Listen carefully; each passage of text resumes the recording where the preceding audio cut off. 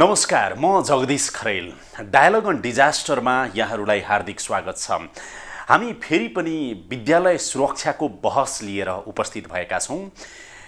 सुरक्षित विद्यालयको सन्दर्भमा भौतिक रूपमा विद्यालय सुरक्षित हुनुपर्छ, विद्यार्थीले शान्त वातावरणमा सुरक्षित महसुस गर्दै पढ्न पाउनुपर्छ, शिक्षकले पढाउन पाउनुपर्छ, अभिभावकले आफ्ना छोराछोरीलाई विद्यालय पठाउँदाखेरि मेरा छोराछोरीहरू बालबालिकाहरू सुरक्षित छन् भन्ने महसुस गर्नुपर्छ। त्यो महसुस गराउनको लागि सरकारी तवरबाट धेरै नीति नियमहरू बनेका छन्। शिक्षा नीति बनेको छ, शिक्षा सम्बन्धी यो गुरु योजना बनेको छ, त्यस्तै गरेर comprehensive school safety minimum package बनेको छ, त्यो अन्तर्गत कार्यविधिहरू बनेका छन्, रणनीतिहरू बनेका छन्, कार्यक्रमहरू बनेका छन्। यी सबैलाई लागू गर्नको लागि एउटा समन्वयकारी भूमिका निर्वाह गर्ने हिसाबले school sector development plan SSDP भनेर बनेको छ, जसको अवधि 2023सम्म छ। त्यो पनि कार्यान्वयनमा अगाडि बढिरहेको छ। यी सबै काम गर्नको लागि एक हिसाबले वान डोर पोलिसीको इम्प्लिमेन्टेसन अहिले सङ्घीय सरकार हुँदै प्रदेश सरकार हुँदै स्थानीय तहसम्म पुगेको छ। अब समग्रमा यसको कार्यान्वयन चाहिँ कसरी अगाडि बढिरहेको छ त? हामीसँग नीति नियमहरू धेरै बनेका छन्, पोलिसीहरू छन्, तर इम्प्लिमेन्टेसनको अवस्था चाहिँ सोचे जति राम्रो हुन सकेको छैन।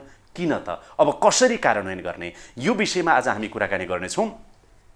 मेरो साथमा शिक्षा तथा मानव स्रोत विकास केन्द्रका महानिर्देशक हुनुहुन्छ बाबुराम पौडेल। यहाँलाई म हार्दिक स्वागत गर्न चाहन्छु। धन्यवाद। त्यस्तै गरेर मेरो साथमा यो शिक्षा तथा विपदको क्षेत्रमा विद्यालय सुरक्षाको सन्दर्भमा विज्ञ हुनुहुन्छ डाक्टर नारायण मरासिनी। यहाँलाई पनि म हार्दिक स्वागत गर्न चाहन्छु। धन्यवाद। राम्रो डकुमेन्टहरू तपाईँहरूले बनाउनु भएको रहेछ, हैन? र यो एकदम महत्त्वपूर्ण कुरा हो।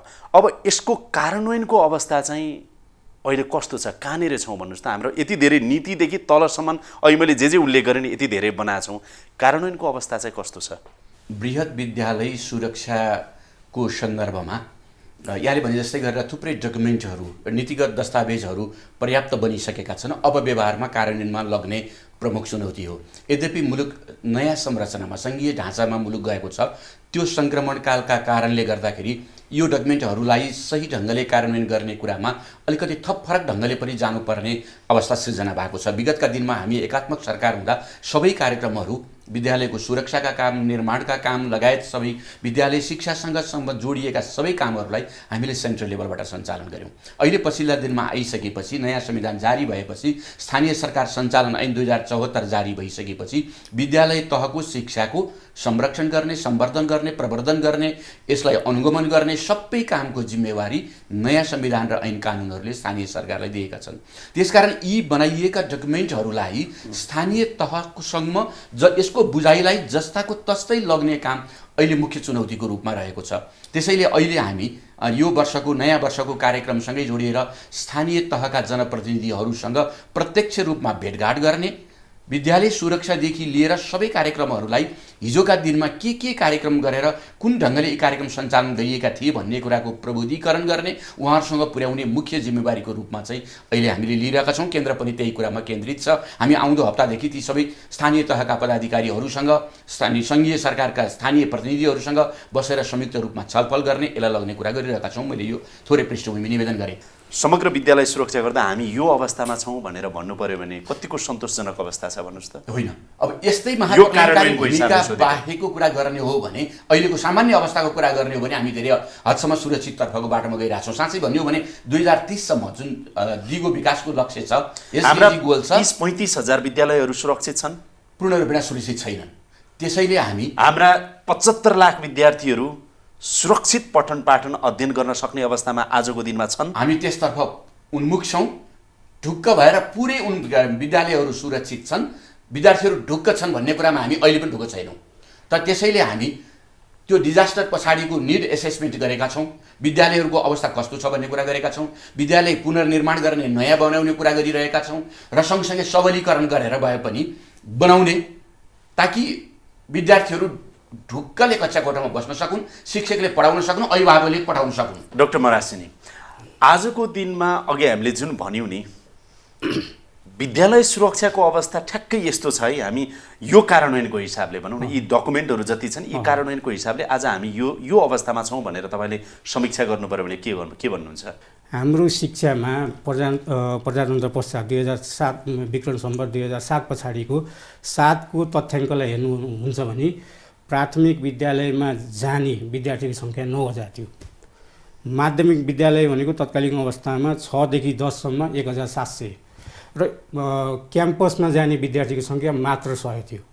र 2074 विक्रम सम्वत 2074 को हाम्रो तत्कालीन विभागको तथ्याङ्क हेर्ने हो भने हाम्रो सामुदायिक विद्यालयमा पढ्ने विद्यार्थीको सङ्ख्या 59 लाख, हाम्रो संस्थागत भनेको प्राइभेट स्कुलमा पढ्ने विद्यार्थीको सङ्ख्या 13 लाख र हाम्रो अर्को पनि छन् यो गुरुकुल मद्रासा, त्यसपछि आएर हाम्रो चाहिँ यो बौद्ध धर्मावलम्बीहरूको स्कुलहरू पनि छ, त्यसमा पनि लगभग 90,000 भन्दाखेरि विद्यार्थीको सङ्ख्या नै 73,000 लाखको हाराहारीमा छ र 2 लाख चाहिँ शिक्षकहरू हुनुहुन्छ भन्ने अहिलेको तथ्याङ्क छ भने 75 लाख।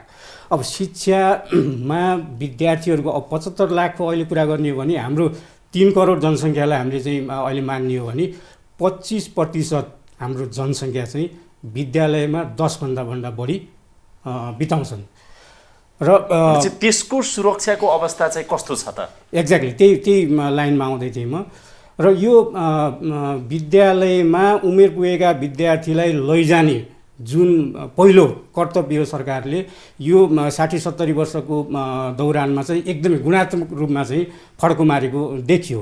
तर ती हाम्रो 25% जनसङ्ख्या 10 घन्टाभन्दा बढी समय बिताउने ठाउँ चाहिँ कतिको सुरक्षित छ भनेर हेर्ने हो भने हाम्रो अहिले भएका विद्यालयहरू विक्रम सम्वत 2060 सालमा जब भवन संहिता लागू भएर त्यो अनुसार चाहिँ विभागले आफ्नै डिजाइन गरेर बनेका यो 10-15 वर्षमा बनेका विद्यालय बाहेक त्योभन्दा अगाडिका विद्यालयहरूको संरचनाहरू हेर्ने हो भने ती कुनै न कुनै किसिमले भूकम्पीय जोखिममा छन् र अरू पनि प्रकोपको हिसाबले जोखिममा छन्। किनभने निर्माण प्रक्रियामा वास्तवमा 2045 सालको भूकम्पभन्दा अगाडि त राज्यले विद्यालय संरचनामा लगानी गर्नुपर्छ भन्ने कन्सेप्ट नै थिएन, सोच नै थिएन।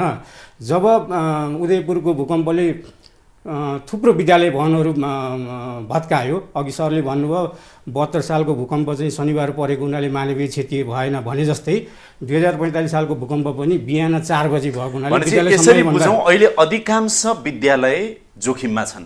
पक्कै चाहे त्यो अब संस्थागत विद्यालयहरू हुन् अथवा सामुदायिक विद्यालय अथवा सरकारी विद्यालय भनौँ न, यी हुन्। यो पहिला त के रहेछ भने डिजी साहब, अब तपाईँ पनि बाल्यकालमा विद्यार्थी हुँदा त झन् धेरै अनुभव गर्नु नै भयो होला। अलिकति हुने खानेहरूले पाखा पखेरातिर खाली जग्गा भएको ल त्यही पहिरो जाने हुन्छ कि बाढीको जोखिममा हुन्छ कि अलिक काम नलाग्ने खालको जग्गा चाहिँ स्कुललाई नै दिन्थे। सुरक्षित ठाउँमा विद्यालय बनाउनुपर्छ भन्दा नि अलिकति हुने खानेको चाहिँ नि उब्रिएको जग्गा कतैतिर चाहिँ छ भने त्यो दिएर बनेका विद्यालयहरू देखिन्छन् कि अहिले बाढीको जोखिममा, पहिरोको जोखिममा, भूकम्पीय जोखिममा भएका विद्यालयहरू पनि। अब डाक्टर मरासिनी, यसको कार्यान्वयनको अवस्था चाहिँ कस्तो छ भन्नुहोस् त? नीतिदेखि गुरु योजनादेखि लिएर यो जुन CSSMP भन्छ क्यारे होइन, comprehensive school safety minimum package, यसको कार्यान्वयनको अवस्था कस्तो पाउनु भएको छ? ठिकै छ अथवा निराशाजनक छ? अब यो के हो भने अहिले तपाईँले कुरा गर्नु 5वटा मेजर नीतिगत र कार्यान्वयनमा जाने डकुमेन्टको कुराहरू गरियो। यो आजको ओभरनाइट, आजको भोलि बनेको होइन। यसको कार्यान्वयन गर्दै सफल जहाँ चाहिँ टेस्टिङ गरेर वास्तवमा नेपालमा विद्यालय सुरक्षाको कुरा गर्ने भने 1997 मा त्यहाँ नजाउँ। अहिले मैले जान्न चाहेको चाहिँ अहिलेको कार्यान्वयनको अवस्था यो सबै बन्यो विभिन्न कारणले, अहिले कार्यान्वयनको अवस्था कस्तो? अब यो कार्यान्वयनको अवस्था चाहिँ अहिले चाहिँ यसमा सरकार पनि एकदमै संवेदनशील भएर लागेको छ। हरेक वर्ष हाम्रो SSDP अन्तर्गत SSDP को चाहिँ 5वटा मेन प्रायोरिटी एरियाहरू छन्, त्यसमा एउटा विद्यालय सुरक्षा चाहिँ एउटा हो।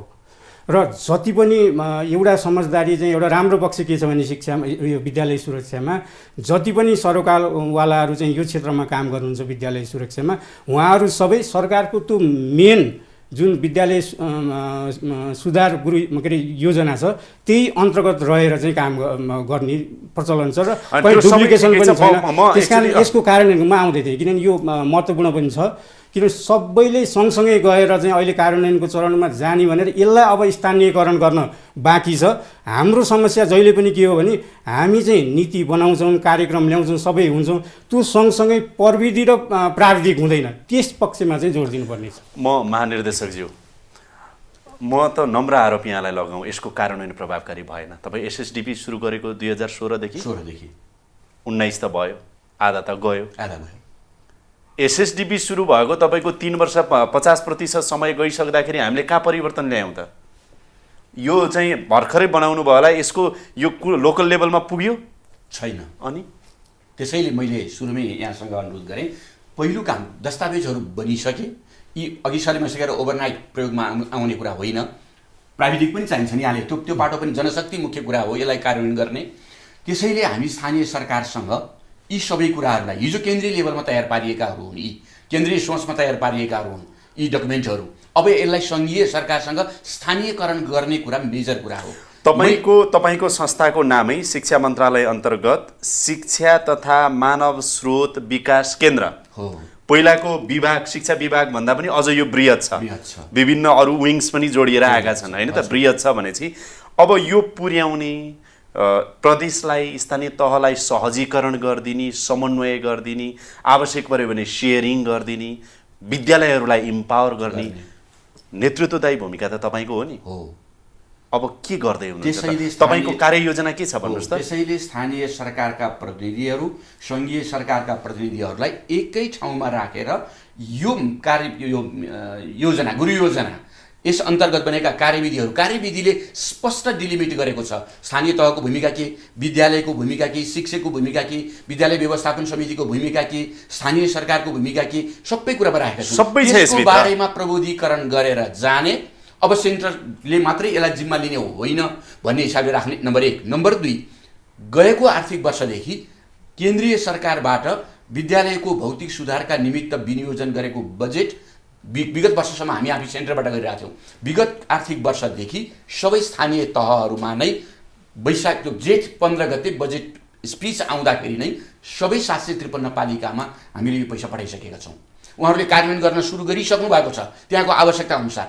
अब थप अलिकति प्रबोधीकरण गरेर उहाँहरूको यो टोटल जिम्मेवारी तपाईँहरूको हो भनेर हस्तान्तरण गर्ने चरणमा हामी छौँ। पहिला त प्रदेशलाई पनि अथवा स्थानीय तहलाई नै थाहा हुनु पर्यो नि, यसभित्र के छन् थाहा हुनु पर्यो, यसको कार्यान्वयन कसरी गर्ने थाहा हुनु पर्यो, कहिले गर्ने थाहा हुनु पर्यो, कसको जिम्मेवारी के भन्ने थाहा हुनु पर्यो। अब हामी सङ्घीयताको अभ्यास त पहिलोपटक गर्दैछौँ। यो सबै कुराहरूमा प्रदेश त पुरै नयाँ नै छ, अब स्थानीय तह पनि नयाँ रूपमा छ भने पछाडि यस्तो बेलामा सङ्घको भूमिका यो बनाइदिएर मात्रै भएन, सेयरिङतिर पनि जानु पर्यो, केयरिङतिर पनि जानु पर्यो भन्न खोजेको के महानिर्देशकज्यू? बिल्कुलै हो। त्यसैले त हामी त्यही काम गर्दैछौँ। अबको पहिलो बाटो नै, पहिलो अभ्यास नै हामी त्यहीँबाट थाल्नु। के गर्नुहुन्छ भन्नुहोस् त? 1 2 3 4 हामी यो तहका पदाधिकारी, मैले यसलाई दोहोऱ्याएर फेरि पनि भने, स्थानीय तहका पदाधिकारीहरूलाई राखेर अहिलेसम्म भएका काम यो, मुलुकको आवश्यकता यो, अब गर्नुपर्ने काम यी काम गर्नको लागि हाम्रा कार्यविधि यी हुन् भनेर यो कुरालाई उहाँहरूसँग सम्प्रेषण गर्छौँ, प्रबोधीकरण गर्छौँ। कहिले गर्नुहुन्छ भन्न मिल्छ? आउँदो हप्तादेखि सुरु गर्न लागिरहेछौँ। आउँदो हप्ता ठ्याक्कै आउँदो हप्तादेखि हामी यो कामको सुरुवात गरिरहेछौँ। 1 नम्बर 1 हामी फलोअप गर्छौँ है सर। एक बिल्कुल म गर्न आग्रह पनि गर्छु। नम्बर 2, यो काम गर्ने भनेको जसरी यो बृहत विद्यालय सुरक्षाका 3वटा खम्बा छन्, यसका कार्यान्वयन गर्ने पनि 3वटा तरिका छन्। सेन्ट्रल लेभलको लिडरसिप, अरू पार्टनर अर्गनाइजेसनको बलियो पार्टनरसिप, स्थानीय तहको अनरसिप। लिडरसिप, पार्टनरसिप र अनरसिप, यो 3वटा कुरालाई हामी प्यारलल रूपमा लग्ने तयारी गरिरहेछौँ। सेन्टरले यसको जिम्मा लिन्छ। पार्टनरहरू नारायण सर जस्ता, एनसेट जस्ता संस्थाहरू छन् हामीसँग सहकार्य गर्ने, ती सबैलाई एकै ठाउँमा जोडेर लिएर जान्छौँ।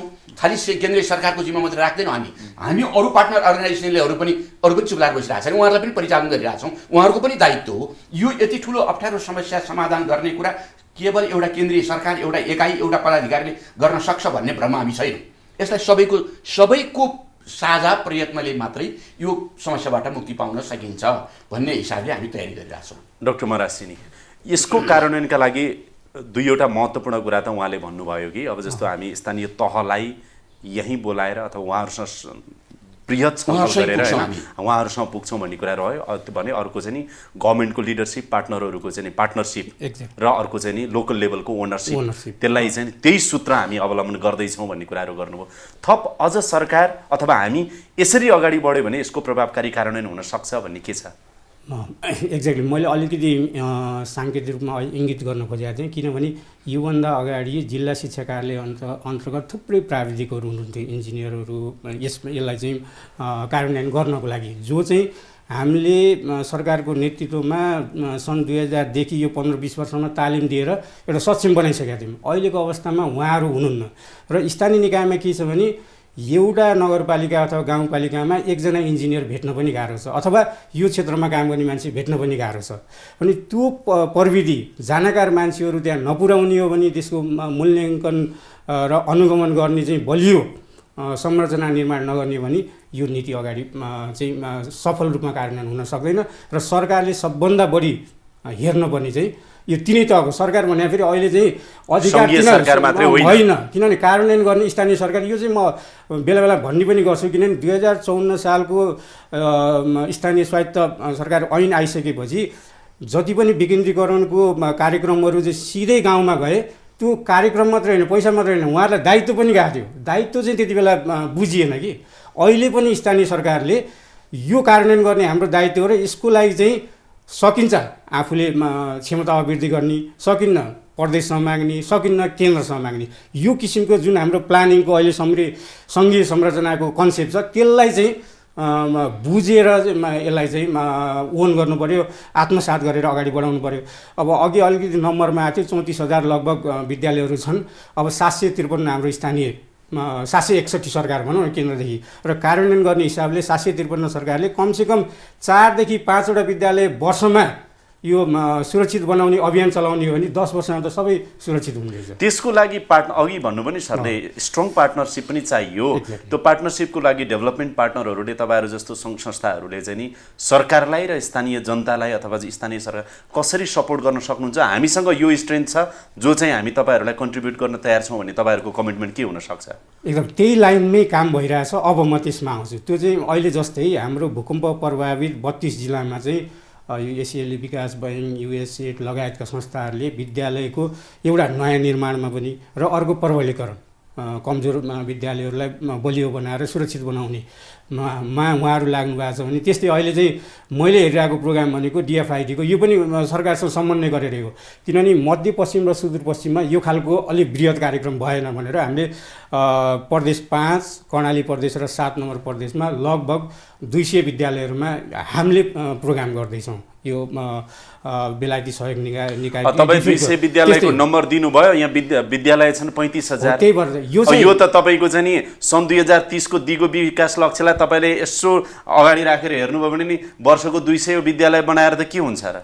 त्यो एकदम यहाँले भने सही हो, तर डेभलप आजसम्मको यात्रा त्यही भएर बिग्रियो कि आजसम्मको यात्रा प्रोजेक्ट मात्रै भनेर बिग्रियो कि क्याम्पेन नभनेर बिग्रियो कि हाम्रो? म त्यसमा आउँदै थिएँ। यहाँले भने एकदमै सही हो। डेभलपमेन्ट पार्टनरले देश विकास गरेर देश विकास हुने होइन, डेभलपमेन्ट पार्टनरले प्राविधिक सहयोग गर्ने, यसरी गर्न सकिन्छ भनेर प्रविधिहरू ल्याउने बाहिरको र त्यसलाई पाइलट रूपमा देखाउने सँगसँगै गर्ने हो नि त। हामीले 200 वटा गर्छौँ, त्यहाँको स्थानीय सरकारलाई चाहिँ झकझगाएर यो कार्यक्रम छ, उहाँहरूको आफ्नो बजेटबाट 3-4 वटा स्कुल गर्नुभन्दा सँगसँगै त्यो हामीलाई त चिन्ता के हो भने अब सरकारले कसरी सोच्छ थाहा छैन, तर नेपालमा रहेका मल्टिल्याटरल, बाइल्याटरल अथवा एनजिओ सेक्टर जो छ नि, प्रोजेक्ट सकेको भोलिपल्टदेखि काम सकियो, अर्को प्रोजेक्ट खोज्नु पर्यो। यहाँहरूले त क्याम्पेनको रूपमा लानु पर्यो।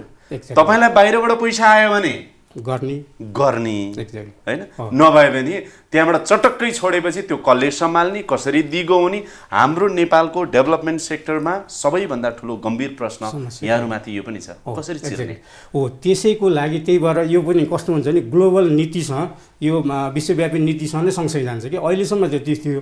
अब सबै पार्टनरहरूले पनि, डोनर एजेन्सीहरूले पनि अब चाहिँ जुन अघि सरले भन्नु सेन्दाई फ्रेमवर्क अन्तर्गत दिगो विकासमा र अबको हाम्रो विपद जोखिम न्यूनीकरणमा पनि यो चाहिँ डेमोन्स्ट्रेटिभ किसिमले होइन कि दिगो रूपमा चाहिँ लैजानलाई काम गर्नुपर्छ भनेर त्यहाँ 4 वटा प्रायोरिटी एरियाहरू उल्लेख गरेका छ, त्यही अन्तर्गत बसेर काम गर्ने। अब चाहिँ कुनै पनि डेभलपमेन्ट पार्टनरले आफूले गरेको कामलाई सस्टेनेबल नगरिकन चाहिँ यतिकै छोडेर आउन पाउँदैन। सरकारले छोड्नु पनि हुँदैन। सरकारले त्यही भएर सरकारको सबभन्दा अर्को पक्ष के छ भने अनुगमन र मूल्याङ्कनको मेकानिजमलाई चाहिँ सरकारले अहिले चाहिँ हाम्रो जस्तै एनजिओ आइएनजिओले गर्ने कामहरू चाहिँ हाम्रो यो समाज कल्याण परिषद मार्फत अनुगमन हुन्छ। यसलाई चाहिँ स्थानीय तहसँग चाहिँ स्ट्रङ रूपमा कसरी अनुगमन गर्ने, त्यो संरचनालाई सङ्घीय सरकारसँग कसरी के अरे स्थानीय सरकारसम्म कसरी पुर्याउने भन्ने कुरामा चाहिँ अर्को नीतिगत व्यवस्था गर्नु। यो कम्तीमा यो एसएसडिपी अन्तर्गत सरकारले एउटा वान डोर पोलिसी जसले जे गर्छ त्यो बनाएछ, त्यो एउटा पक्कै पनि राम्रो पक्ष हो। अब महानिर्देशकज्यू, तपाईँ के भन्नुहुन्छ कि जस्तो स्थानीय तपाईँ सङ्घीय सरकारको प्रतिनिधित्व गर्नुहुन्छ, अब जमाना फेरिएको छ, गणतन्त्र आयो, सङ्घीयता आयो, स्थानीय सरकारलाई अब मजबुत बनाउने भनेर तपाईँ हामी सबै लागिरहेका छौँ। त्यो हिसाबमा चाहिँ स्थानीय सरकार तपाईँले यो गर्नुहोस्, तपाईँहरूले चाहिँ नि अलिकति अप्ठ्यारो भएको, कन्फ्युज भएको, नसक्ने अवस्था र हाम्रो सहयोग लिनुपर्ने अवस्था भने हामी यसको लागि तयार छौँ भनेर हाम्रो स्थानीय सरकारलाई भन्नु पऱ्यो भने के भन्नुहुन्छ? किनभने यी जति किताबहरू पनि तपाईँहरूले बनाउनु हो, मैले स्थानीय सरकारका प्रतिनिधिहरूसँग सोद्धाखेरि हामी कहाँ आएकै छैन, हामीलाई कसरी गर्ने थाहै छैन, कहाँ गर्न सकिन्छ थाहै छैन, स्रोत प्रयोग गरेर कति गर्ने त्यो पनि थाहा छैन, स्रोत प्रयोग नगरिकन गर्न सक्ने पनि के छ धेरै कुरा त थाहा छैन भन्नुहुन्छ। के भन्नुहुन्छ स्थानीय सरकारलाई तपाईँ? एउटा कुरा त स्थानीय सरकारमा सङ्घीय सरकारका प्रतिनिधिहरू पठाएका छौँ। हिजोका दिनमा यहाँले भने जस्तै गरेर हामी सबै सङ्घीय सरकारको मातहतमा बसेर काम गरेका हौँ। अहिले 753 स्थानीय तहमा गएका शिक्षाका कर्मचारीहरू जो हिजो सङ्घीय सरकारमा बसेर सङ्घीय सरकारका नीति कार्यक्रमसँग परिचित छन्, ती मान्छेहरू त्यहाँ पठाएका छौँ। उनीहरू स्थानीय सरकारलाई सहयोग गर्न, स्थानीय सरकारलाई सहजीकरण गर्न, स्थानीय सरकार र केन्द्रीय सरकारको बिचमा ब्रिजको भूमिका निर्वाह गर्नका लागि उनीहरू त्यहाँ छन्। मैले सुरुमै निवेदन गरेँ, यो अलिकति सङ्क्रमणकालका कारण एकाध वर्षको कारणले अप्ठ्यारो भएको। अलिकति म नारायण सरसँग पनि सहमति पनि जनाउँछु। विगत वर्षमा एउटा मिस्टेक, म अहिले संस्थाको सरकारको केन्द्रीय सरकारको प्रतिनिधिको हैसियतले पनि बोलिरहेको छु र व्यक्ति पनि हुँ, म यो मुलुकको सचेत नागरिक पनि हुँ। त्यो हैसियतले कुरा गर्दाखेरि एउटा चाहिँ हामीले गत वर्ष त्यो प्राविधिकहरू हटाउने जुन निर्णय भयो त्यो चाहिँ गलत भयो भन्ने लाग्छ मलाई। त्यसकारण यसलाई फेरि रिभिजिट गरेर केन्द्रीय रूपमा सहजीकरण गर्ने खालका प्राविधिक कर्मचारीहरूको व्यवस्थापन गर्ने कुरामा नेपाल सरकार यो वर्ष शिक्षा मन्त्रालय लागिरहेको छ एकातर्फ भने, अर्कोतर्फ फेरि सधैँ स्थानीय सरकारलाई केन्द्रीय सरकारको प्यारालाइज बनाएर सबै मुख ताकेर बस्ने बनाउने हो भने सङ्घीयताको मूल मर्म नै मर्छ। त्यसकारण अल्टिमेट जिम्मेवारी स्थानीय सरकारको। त्यसैले मैले सुरुमा निवेदन गरेँ, सबै बजेट केन्द्रीय सरकारसँग भएको बजेट स्थानीय सरकारलाई हामीले हस्तान्तरण गऱ्यौँ। अब अर्कोतर्फ लोकसेवा आयोगले जनशक्तिहरूलाई पदपूर्ति गर्ने काम पनि गरेको छ। हिजो एकात्म सरकारमा मात्रै भएको जनशक्ति पर्याप्त छैन। त्यसकारण हिजो मात्रै 5000 कर्मचारी भर्ना गर्ने कुरा गरेको छ, अलि अगाडि 9000 गरेको छ, ताकि स्थानीय सरकारको आवश्यकता पुरा हुन सकोस् भन्ने हिसाबले जान्छ। उनीहरू बलिया हुन्छन्। अबको कुरा के भने सङ्घीय सरकारले आफ्नो भूमिकालाई क्रमशः रिड्युस गर्दै जाने, स्थानीय सरकारले आफ्नो भूमिकालाई अझ बलियो बनाउँदै जाने र बिचमा गएर मिटिङ पोइन्टमा गएर भेट्ने हो। आजका दिनमा ठ्याक्कै सङ्घीय सरकार पनि सम्पूर्ण रूपमा तयार छैन। केन्द्रीय सरकारले दिँदै जानुपर्छ र उताबाट लिँदै पनि जानुपर्छ। एउटा यस्तो पोइन्टमा पुग्नुपर्छ जुन पोइन्टमा भएपछि उसले सम्पूर्ण रूपमा आफ्नो जिम्मेवारी लियोस्।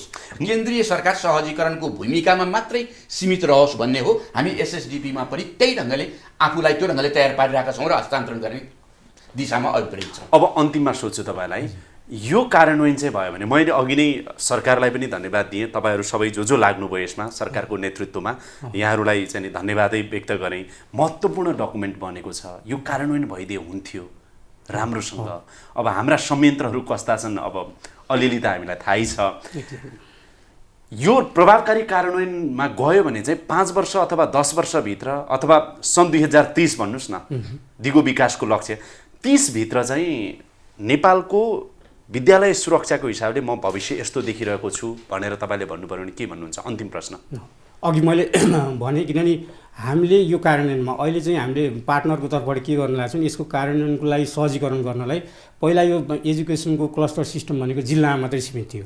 अब यसलाई चाहिँ हरेक स्थानीय तहमा पुर्यायो भने त्यहाँ चाहिँ शिक्षासँग सरकारवालाहरू सबैले यसमा छलफल चलाउँछन् र यो चाहिँ चाँडो स्थानीय निकायसँग पुग्छ। यस्तो खालको डकुमेन्ट छ। हाम्रो दायित्व यो छ, अघि सरले भनिहाल्नु, कार्यविधिमा सबैको केन्द्रीय सरकारदेखि सङ्घीय सरकारदेखि स्थानीय सरकारसँग इभन वडासँगको दायित्व के हो यो विद्यालय सुरक्षामा भन्ने कुरा उल्लेख छ। त्यसमा छलफल अब सुरु भइसकेको छ यसमा। र यो 2030 सम्म अघि मैले भने हरेक स्थानीय निकायमा बजेट छ, त्यस पछाडि अलिकति प्राविधिकको कुरा अहिले मैले जोडेँ त्यो लैजान जरुरी छ। त्यसलाई लग्ने हो भने हरेक स्थानीय सरकारले 3 देखि 4वटा विद्यालय वर्षमा सुरक्षित बनाउनलाई ठुलो कुरै छैन। त्यति गर्ने हो भने 2030 सम्म चाहिँ अहिले हाम्रो विद्यालय क्षेत्रमा भएको जोखिम, विपदको हिसाबले रहेको जोखिमलाई सम्पूर्ण रूपमा चाहिँ निर्मूल गर्न सकिन्छ भन्ने मलाई कन्फिडेन्स छ। यस क्षेत्रमा काम गरेको हिसाबले अलिकति प्रभावकारी हुनु पर्यो, त्यो पुरै छैन। म महानिर्देशकज्यू, तपाईँले अघि महत्त्वपूर्ण 2-3टा कुरा भन्नुभयो, म दोहोऱ्याउन चाहन्छु। तपाईँले के भन्नुभयो भनेदेखि स्थानीय सरकारसँग, स्थानीय तहसँग हामी पुगेर अथवा उहाँहरूलाई बोलाएर आउँदो हप्ताबाटै हामी यो सेयरिङ गर्छौँ र यसको आवश्यकता अथवा यसको के गर्ने, कसरी गर्ने, यो बुझ्ने तथा बुझाउने र सेयरिङ गर्ने काम गर्छौँ भन्नुभयो, राइट? होइन त? दोस्रो तपाईँले के भन्नुभयो भने सरकारको लिडरसिप भनेको सङ्घीय सरकार, प्रदेश सरकार, केन्द्रीय सरकारको लिडरसिप, डेभलपमेन्ट पार्टनरहरूको स्ट्रङ पार्टनरसिप, त्यसपछि लोकल स्थानीय जनताको, समुदायको, विद्यालयको भन्नुहोस् न ओनरसिपमा हामी विभिन्न प्रोग्रामहरू चलाउँछौँ न, सायद ट्रेनिङ होला, त्यो होला, तालिम होला अथवा अरू सेयरिङ होला, त्यो पनि लगत्तै अगाडि बढाउनुहुन्छ, होइन त?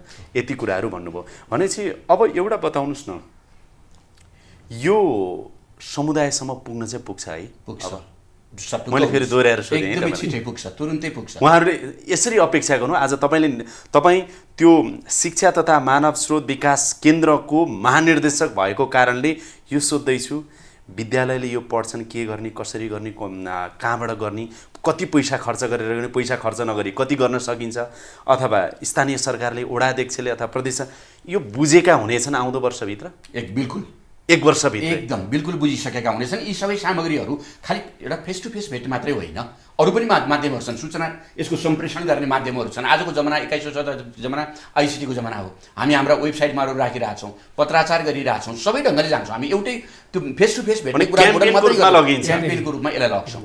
र हामी त यति ढुक्क छौँ जगदीश सर, आउँदो 2030 सम्म नेपाल जसरी हामी अलि दिनपछि ओजिएफ घोषणा गर्दैछौँ नि, त्यसै गरी सबै सुरक्षित विद्यालय भएका हुनेछन् भनेर घोषणा गर्ने कुरामा एकलव्य भावले लागिरहेछौँ। यसको लागि रिन्युड कमिटमेन्ट चाहिन्छ। यहाँले भने जस्तै गरेर हामी सबैसँग सहकार्य गरेर जान जरुरी छ। त्यो कुरामा हामी प्रतिबद्ध छौँ, सरकार प्रतिबद्ध छ। मलाई खुसी लाग्यो तपाईँहरूसँग कुराकानी भयो। कम्तीमा यसको चर्चा अलिकति बढी गर्न थालियो भनेदेखि हाम्रा धेरै स्थानीय तहले, यतिखेर सरकारहरूले हामीलाई हेरिरहेका होलान्, प्रदेश सरकारले अथवा विभिन्न स्टेक होल्डरहरूले यसलाई व्यापकता दिन जरुरी छ र कार्यान्वयनमा ल्याउन जरुरी छ। यो समय, संवाद अनि अन्तर्क्रियाको लागि यहाँहरू दुवैजनालाई म धेरै धेरै धन्यवाद दिन्छु। धन्यवाद। हवस् त, यसका साथै अहिलेको लागि यो कार्यक्रम यहीँ बिट मार्ने अनुमति चाहन्छु। कार्यक्रम युनिटका सम्पूर्ण सहकर्मीहरूको साथमा मलाई पनि बिदा दिनुहोस्। नमस्कार।